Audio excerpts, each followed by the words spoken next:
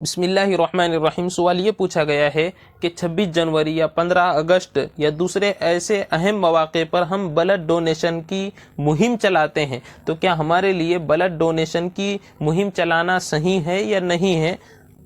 جواباً عرض ہے کہ بلڈ ڈونیشن کرنا ایک شرط کے ساتھ جائز ہے کہ جس طرح مفت میں خون کو جمع کیا جا رہا ہے اس طرح آئندہ مریض کو بھی مفت میں خون دیا جائے۔ اگر مفت میں تو جمع کیا جا رہا ہے لیکن آپ کا خون پیسوں کے عوض میں، پیسوں کے بدلے میں بیچا جا رہا ہے تو اس طرح بلڈ ڈونیشن کرنا جائز نہیں ہے، کیونکہ صاف طور پر مسئلہ موجود ہے، بطل بیع الدم، خون کی خرید و فروخت کرنا جائز نہیں ہے۔ تو یہاں پر آپ تو مفت میں دے رہے ہیں لیکن آگے چل کر اس کو پیسوں کے عوض بیچا جا رہا ہے، اس لیے شرعاً اس طرح آپ کا